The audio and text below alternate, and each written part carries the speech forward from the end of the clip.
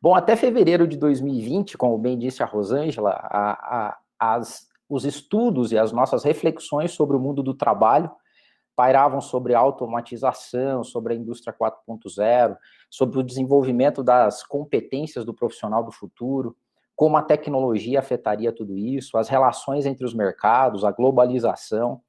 Mas a partir de março nós tivemos um novo ente, né, um novo stakeholder nessa discussão aí, que foi uma pandemia de Covid, onde obrigou com que todo o planeta, né, ou todo o mundo, entrasse numa nova perspectiva econômica e principalmente de saúde.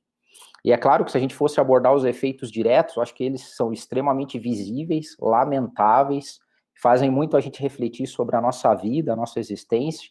Então, o número de mortes, muitas mortes ocasionadas pelo Covid, e um momento de recessão econômica, né? Um aumento significativo do desemprego, em especial em setores como serviços, viagens, turismos, restaurantes, a indústria artística, que foi assim, enormemente afetada com a paralisação total dos seus serviços, né? E uma expectativa de mais pessoas, ou pessoas voltando para estado de pobreza, né? Segundo o FMI, a gente está falando aí em torno de 100 milhões de pessoas que podem voltar a um estado de pobreza absoluta ou extrema pelos reflexos dessa recessão. Mas eu acho que esses são os efeitos que a gente vê acontecendo no curtíssimo prazo. Então, assim, o meu convite aqui para todos nós, vocês que estão nos assistindo, e a gente que vai debater aqui, os mediadores, é a gente fazer uma reflexão sobre qual que é o efeito da pandemia no futuro disso, o que vai ficar de legado nessa questão toda, principalmente na ótica do mundo do trabalho. O efeito principal no mundo do trabalho, e esse é o cerne aqui da minha exposição, relativo à Covid ou à pandemia, é a aceleração de algumas tendências que a gente via já ocorrendo no mercado de trabalho. Então, desde 2010, 11, quando eu comecei a falar e estudar sobre o mundo digital, sobre a quarta revolução industrial, tinha alguns cenários e tendências que a gente já viam um caminho, né, ladrilhado para que isso acontecesse. E, de repente, chegou uma pandemia que acelera isso, né? Então, da noite para o dia, a gente teve a aceleração da digitalização e automatização dos trabalhos. Então, mesmo as pessoas que eram extremamente resistentes ou que não tinham não eram alfabetizadas nesse novo ecossistema de mídia, de videoconferência, de celular, de WhatsApp, de grupos, automaticamente entraram nisso. Eles foram forçados a entrar. O processo fez com que isso acontecesse. O aumento do trabalho remoto, do trabalho a partir de casa, e o desenvolvimento de competências digitais em quem não tinha, né? Então, exemplos são meus pais, por exemplo, já de idade avançada e que da noite para o dia adquiriram skills ou competências digitais, né? Então, diante dessa aceleração, eu dividi aqui a minha exposição falando sobre dilemas, e eu listei só 2 dilemas, mas desafios. Eu listei mais desafios do que dilemas. Os dilemas são mais difíceis da gente resolver, mas os desafios são oportunidades para que a gente possa atuar, né, todos os entes da sociedade em busca, como disse o Dr. Marcos, de tirar o melhor do pós-crise. E a história nos ensina realmente que os períodos pós-crise geralmente são períodos extremamente valiosos, criativos, de produção intelectual massiva. Então, que esse seja a nossa realidade. Bom, o primeiro dilema que eu vejo, o avanço tecnológico exponencializado, acelerado com a pandemia, versus destruição e criação de empregos. Então, o próprio depoimento da Rosângela diz muito, ou seja, aquelas empresas que eram resistentes com o mundo digital, da noite para o dia avançaram. E o que a gente está vendo em termos de tecnologia? A chegada do 5G, que vai fazer com que a nossa velocidade, qualidade, latência de transmissão levado a um outro patamar, só para as pessoas entenderem, ou seja, a gente tem servidores que processam a informação. Quanto mais rápido essa comunicação com os servidores acontece, mais rápido a resposta a gente tem. Então, hoje a gente usa diversos aplicativos no nosso dia a dia que coordenam vida, produção, processo, e isso vai ser levado a um outro patamar. Junte-se a isso a computação quântica, isso já é realidade, ou seja, a utilização da mecânica quântica, da física quântica, para o processamento de computadores. Isso já é uma realidade, já está acontecendo, e esses computadores já estão sendo desenvolvidos. Só para vocês que estão nos assistindo ter uma ideia de valor do que isso significa, o que os nossos computadores atuais levam 10 mil horas para fazer, um computador quântico faz em 3 minutos. Então, é uma relação de 10 mil horas para 3 minutos. E isso é realidade. A computação quântica deixa a lei de Moore, né? Moore foi um dos cofundadores da Intel e disse que a capacidade de processamento ela dobraria a cada 18 meses. E essa é uma lei que vai ser derrubada pela computação quântica. Nós vamos ter um salto quântico, né? E último, algoritmos que pensam. Então, uma boa parte da nossa vida é definida por algoritmos. E a gente não imaginou que a gente ia conviver com máquinas que produzem conhecimento. Por exemplo, na administração, né, um dos papas da administração, é difícil a gente ter uma apresentação de administração que não tenha a citação do Peter Drucker, né, considerado um dos papas da administração moderna. O Drucker, em 1993, escreveu o livro A Sociedade Pós-Capitalista. E nela o Drucker já dizia que a grande riqueza do futuro seria o conhecimento. Só que ele não imaginava que esse conhecimento poderia ser produzido por máquinas. Então hoje nós temos algoritmos que são quase uma nova espécie dentro do nosso mundo. Eles pensam, eles produzem conhecimento e eles aprendem sozinho, com machine learning, com deep learning, ou seja, um aprendizado profundo. Verificando o que a gente faz, a maneira que a gente faz, sugando dados, algoritmos hoje pensam, a ponto de algoritmo já ser considerado em conselhos de administração, ou algoritmos serem usados em todas as áreas, como medicina, a própria advocacia, e por aí vai.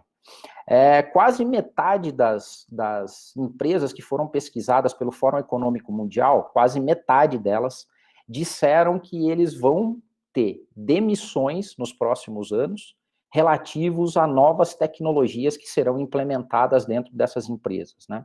Então, a gente está vendo o resultado desse dilema é que, até antes da pandemia, a criação de novos postos de trabalho da indústria digital, ela estava par e passo com a destruição.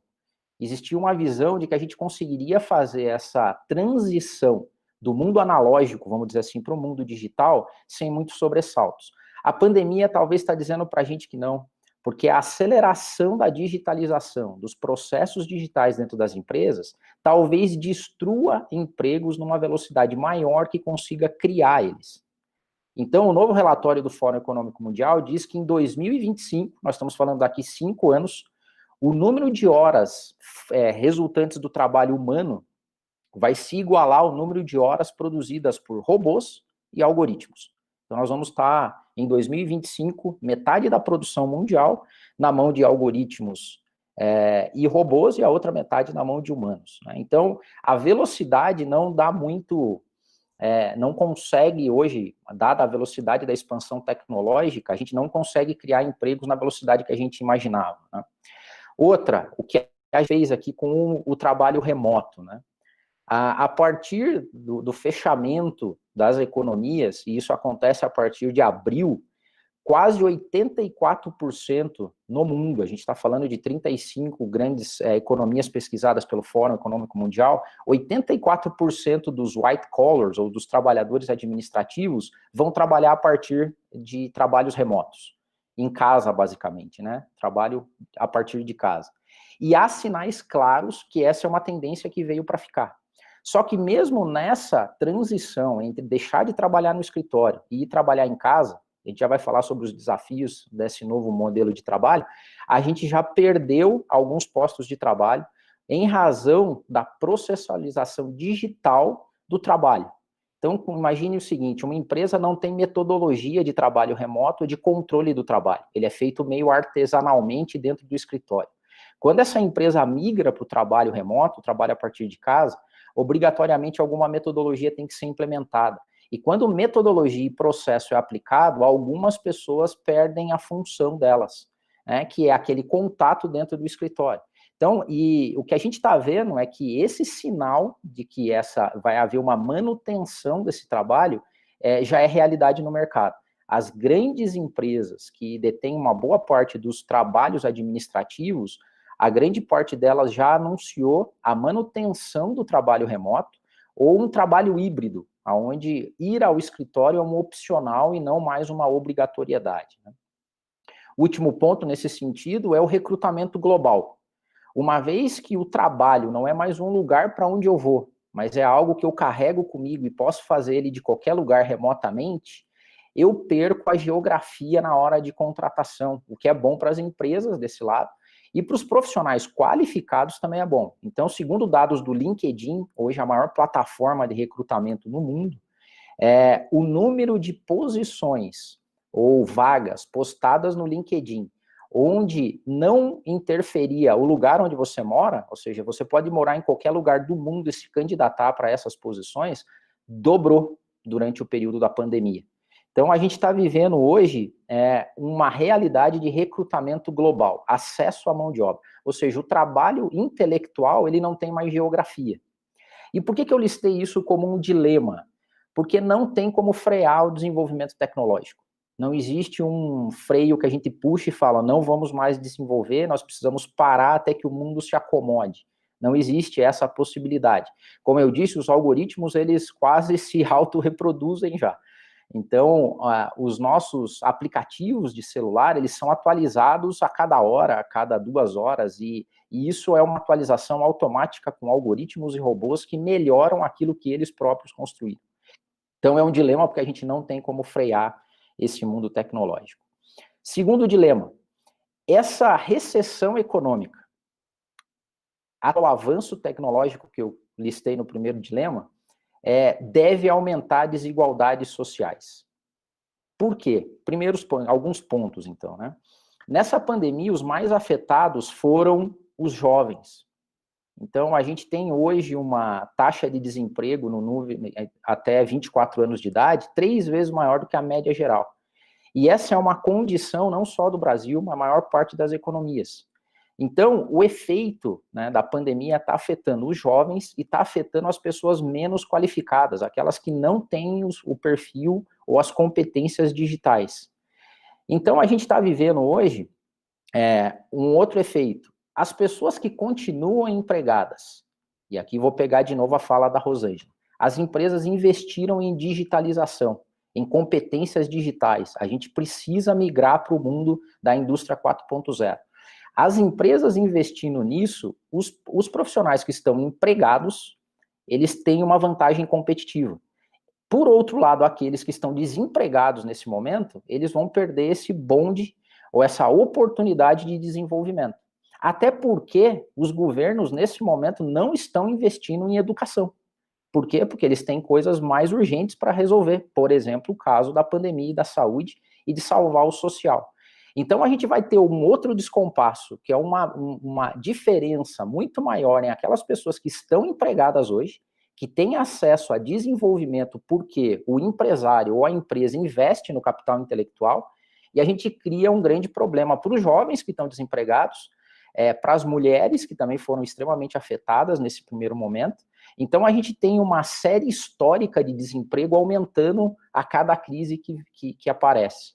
Então, essa é um cenário de que essa crise pode aumentar a desigualdade social. Outro ponto é que esse desenvolvimento de novas competências digitais não é uma coisa muito simples de fazer. Todo o nosso parque intelectual, vamos dizer assim, ele foi preparado para a Revolução Industrial.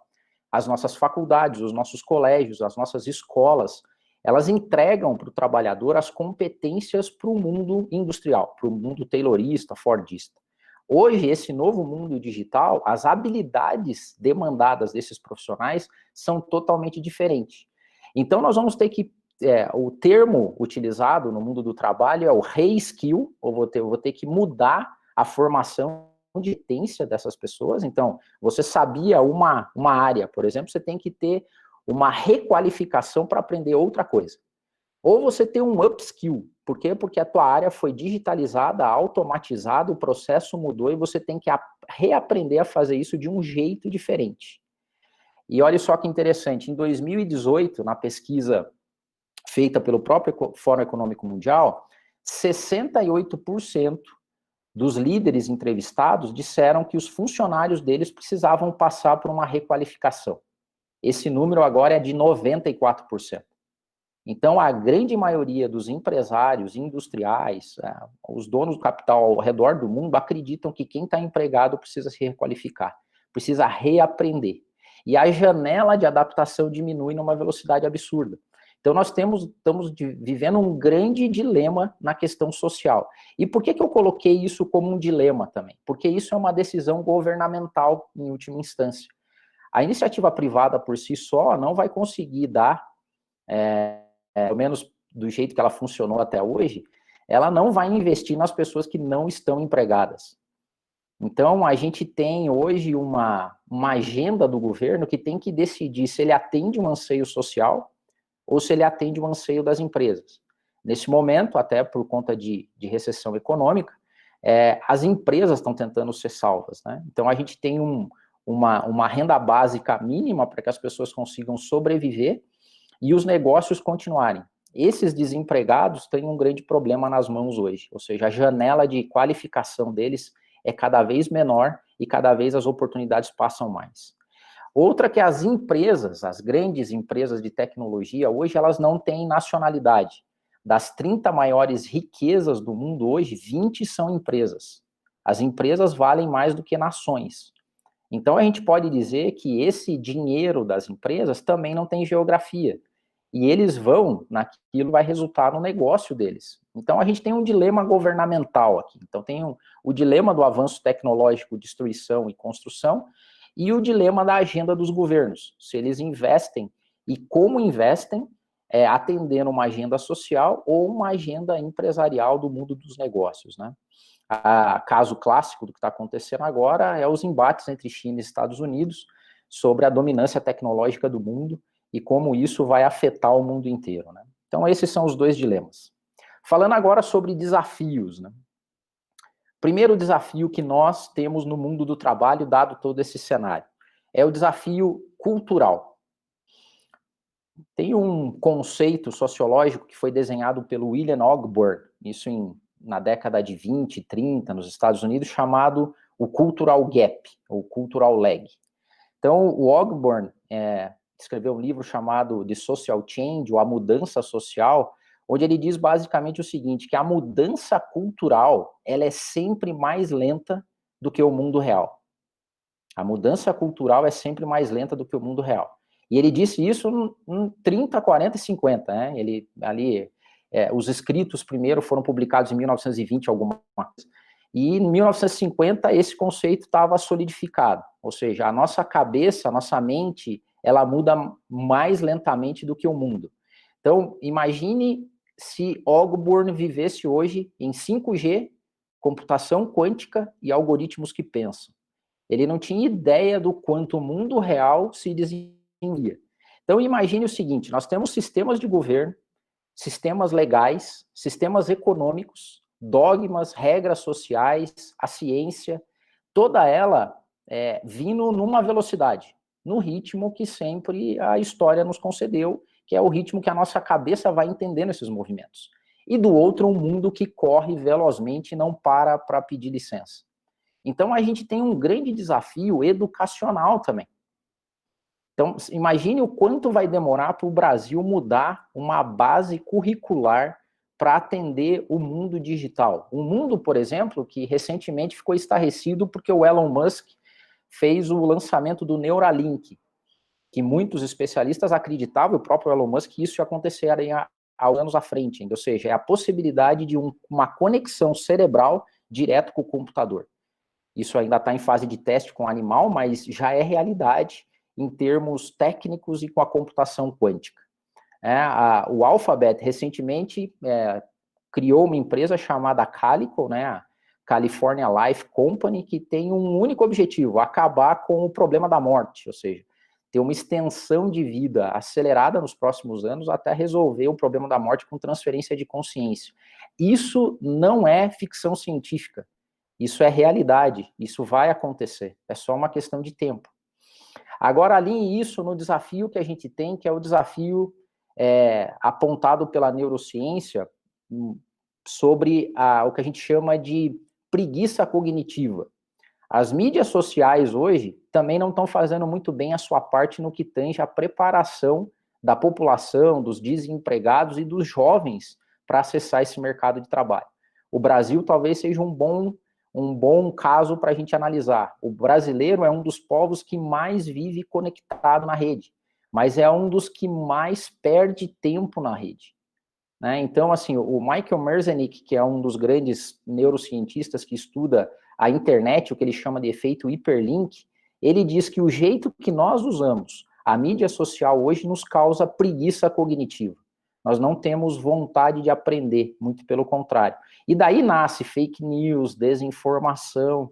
Então, um dos grandes desafios que a gente tem no mundo do trabalho é mudar a mente das pessoas. Eu tenho uma crença no meu trabalho que eu digo que primeiro a gente muda a mente para depois mudar os processos. A gente foi atropelado pelo processo. Ou seja, nós fomos colocados todos numa nova forma de trabalho e num novo contexto, a maior parte sem estar preparada culturalmente e educacionalmente e em termos de para esse novo mundo. Então, como desafio, essa é uma grande oportunidade hoje. Resta saber quem vai fazer isso. Há algumas empresas que estão, talvez, mais visionárias, se preocupam há muito tempo na formação de digital skills, de competências digitais, e também de soft skills, que são competências humanas, que vão fazer a diferença nesse novo cenário. Então, o desafio cultural é um grande desafio para nós. O outro desafio, ele está começando a ser explicitado até no mundo dos negócios, que é o ESG, Environmental, Social and Governance, ou seja, a preocupação com o meio ambiente, com a sociedade, com o papel social das empresas e com a governança ética e moral dos negócios. Eu não vou falar dos três, eu vou falar só do desafio econômico-social que a gente vive com a pandemia e qual é esse efeito da pandemia nesse mundo do capital e do trabalho. Né? Primeiro, a gente vê um mundo plutonômico. Esse termo plutonomia foi cunhado por Wall Street na virada do milênio e basicamente fala sobre uma ultraconcentração de renda no mundo e de um grupo de pessoas que ganha dinheiro de forma improdutiva. Então, se você for puxando na cadeia de riqueza do mundo, você vai encontrar 8 famílias que são donas de grandes bancos e que detêm praticamente 50% da riqueza do mundo. E esse dinheiro concentrado nos bancos e intermediários financeiros causam o que a gente chama de capital improdutivo. Então, a partir quando a gente começa num novo boom de crescimento econômico, os bancos serviam para potencializar o negócio no mundo real. Ou seja, os bancos eram intermediários que catapultavam a indústria, a produção e a riqueza de valor. Essa mola se inverteu hoje. Os entes produtivos, os entes que produzem, os entes que geram trabalho, vivem para sustentar bancos. Então, a maior parte do dinheiro do mundo hoje, ele não é produtivo, ele é improdutivo. E esse dinheiro improdutivo, ele se multiplica em taxas exponenciais sem a necessidade de criação de nada. E da outra forma, no outro lado, nós temos pessoas ou entes empresariais, industriais, que têm que ralar para conseguir produzir numa lógica de custo de produção quase chegando a zero, né?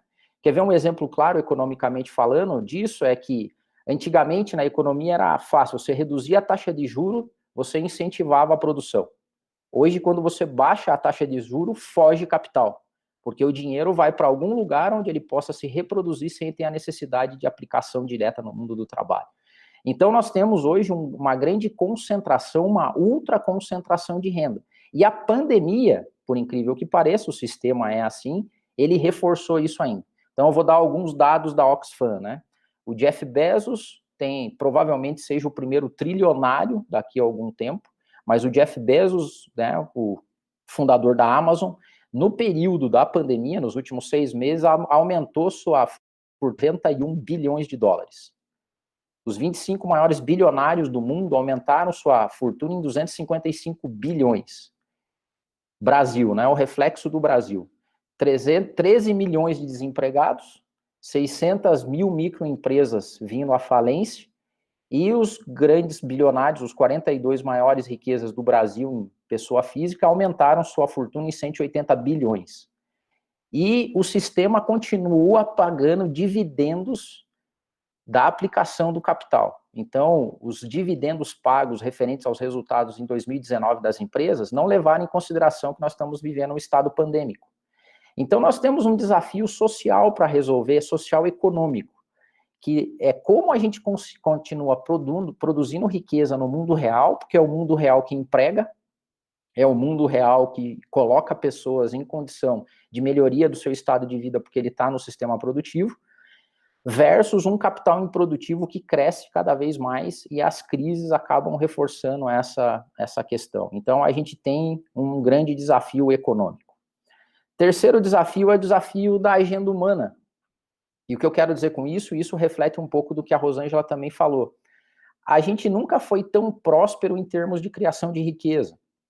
Então, o PIB mundial, quase 80 trilhões de dólares hoje, a gente nunca viveu tanta expansão em termos de riqueza.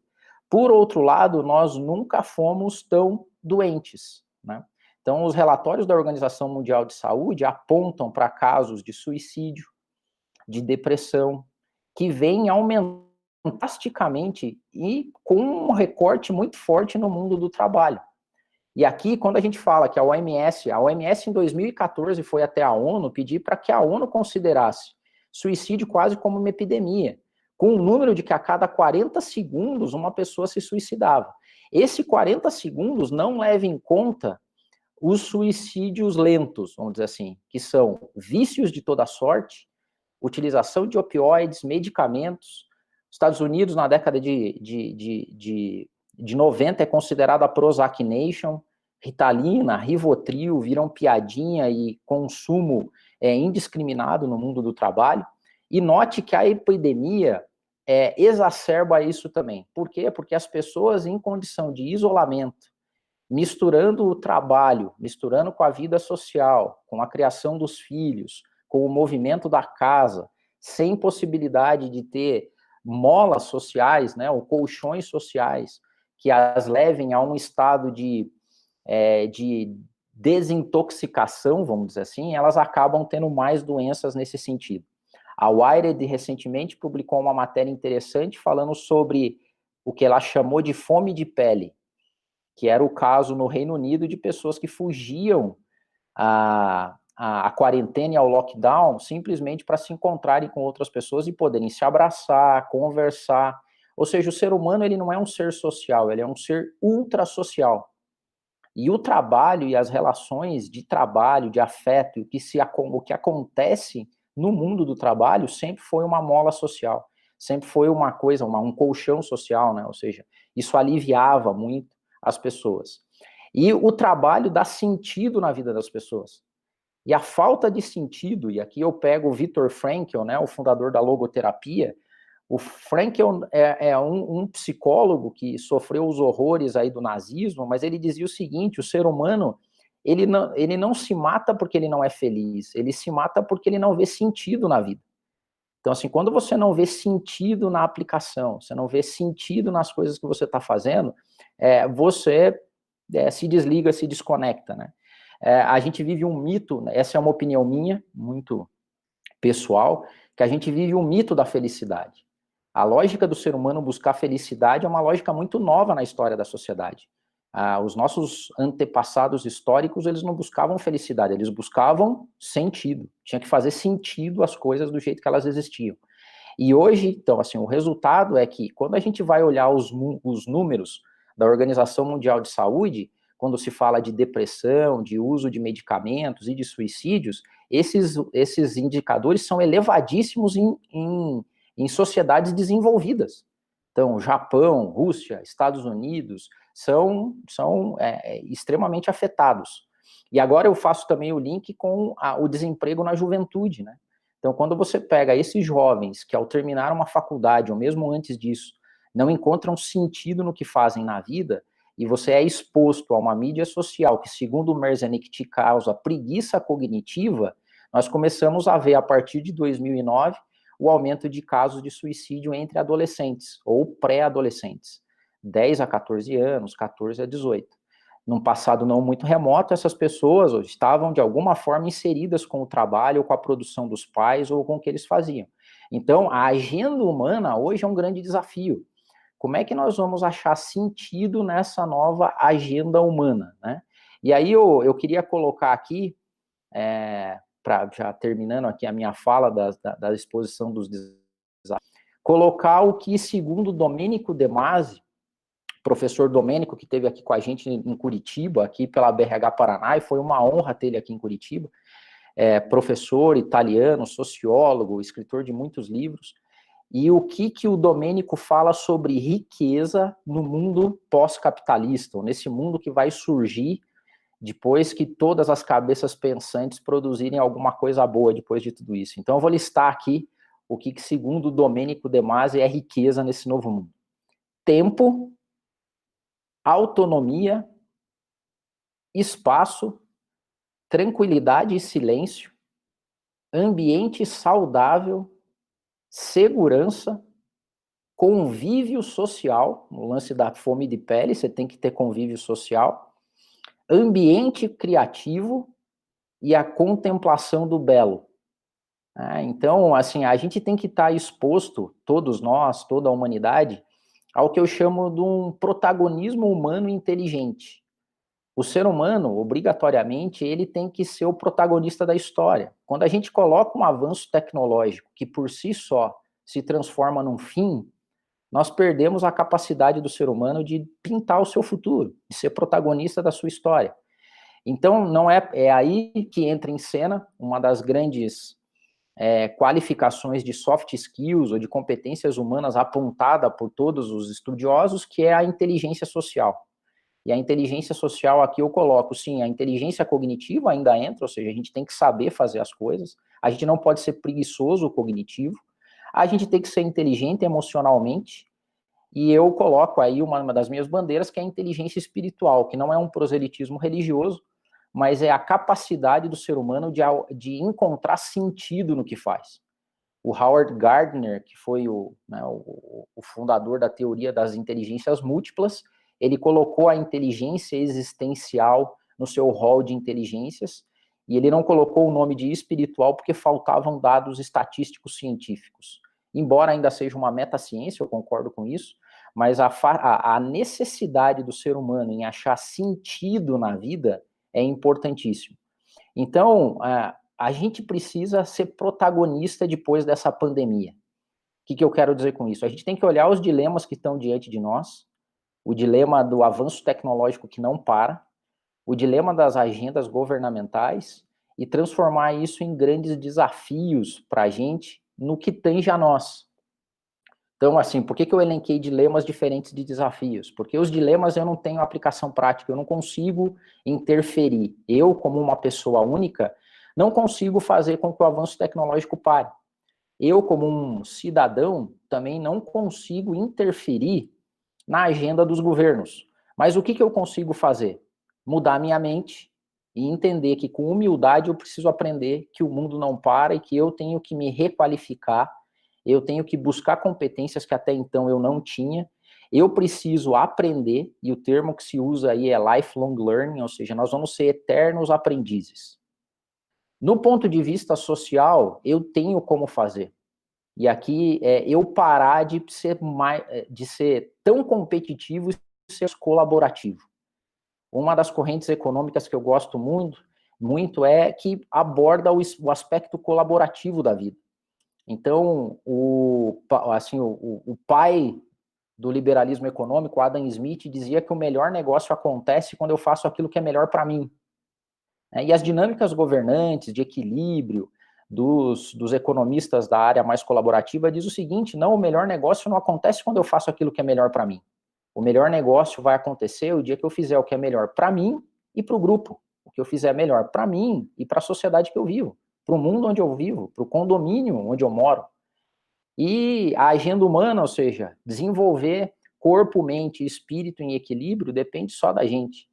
E hoje, nunca antes a gente foi tão desafiado em termos de resiliência para sobreviver a esses momentos. Diga-se de passagem, termos que foram herdados não da área de humanas, né? Estresse e resiliência são termos da física, da mecânica. Até que ponto eu consigo torcer um objeto e depois de exercer pressão sobre ele, ele volta ao seu estado normal sem perder a têmpera. Então, o que nós estamos fazendo com o ser humano e o que todos nós estamos passando hoje é um grande teste de resiliência humana, que nós só vamos conseguir sair dele se, como o Dr. Marcos falou, a gente fizer isso coordenadamente e conjuntamente. Então, nós precisamos deixar de ser preguiçosos cognitivos, eu me incluo nisso, nós temos que pensar mais, evitar essas polarizações que só causam mal à sociedade, e o ser humano unido pode grandes coisas. Para mim, a área de gestão, a área de recursos humanos, o período pós-Segunda Guerra foi um período de produção intelectual maravilhoso. Dali surgiu tudo que a gente entende hoje como organograma, cargos e salários, arquétipos de personalidade, divisão de tarefas, um monte de coisa surgiu a partir do pós-Segunda Guerra. E eu espero e estou trabalhando para isso, e é um prazer estar aqui com vocês discutindo, que esse pós-pandemia desperte em nós o melhor que a gente tem, e que a gente consiga fazer com que o mundo que vem depois desse seja um mundo melhor do que a gente recebeu ou que a gente vivia antes da pandemia.